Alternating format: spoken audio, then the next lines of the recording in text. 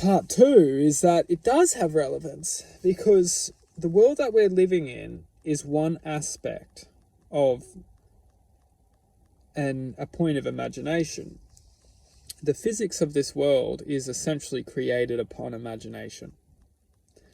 Therefore, if we have restrictions, or if we have essentially restrictions calculated to our existence, we can't exist within certain things.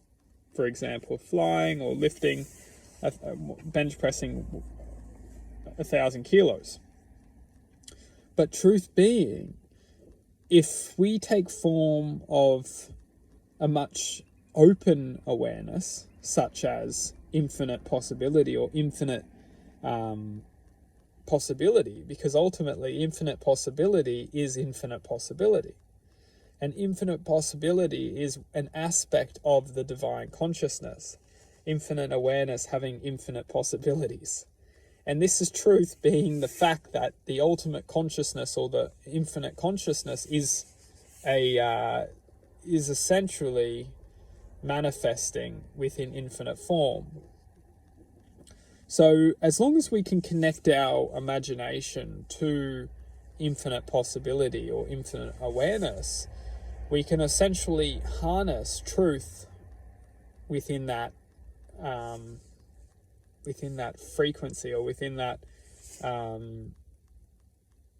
existence. So although within this reality we might not feel that it has any purpose, or we might not feel that our imagination has relevance, because it's not coded to. Our imagination in this reality is only coded to imagine, and if we don't feel how this impacts the higher self, well, then we won't be able to use that to understand how powerful this sense of imagination really is. Because essentially all the great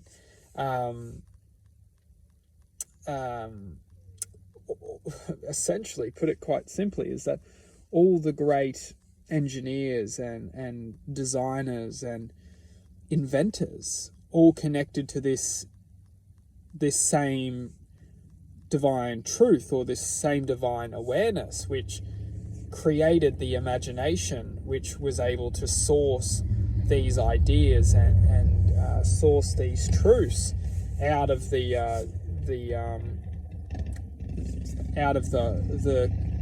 you could almost call it the divine consciousness. And the divine consciousness has infinite possibilities. So although we may feel that we have limitations here, we may not have limitations in the greater consciousness. Therefore, we can take experience within infinite possibilities. Therefore, we can take experience within infinite awareness. Therefore, we can experience, if we wanted to experience lifting 1,000 kilos, we could. We could take that form and be able to achieve that truth. Or if we wanted to fly, we could take that form and complete that truth. And there's no difference between closing our eyes and feeling that and making that come true here, or when we leave this reality and join this greater consciousness, or join this old divine source.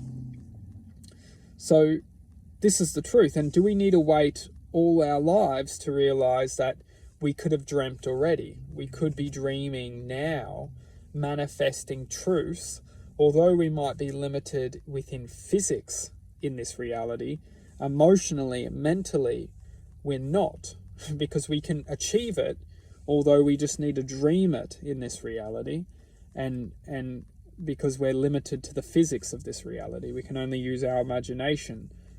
So this is the true power of manifestation, essentially, because as long as we can manifest, or as long as we can open our hearts and generate a sense of imagination, we can already become ready for what we're truly here to achieve, what we're truly here to share, what we're truly here to give, because we're accessing the greater truth of ourselves already.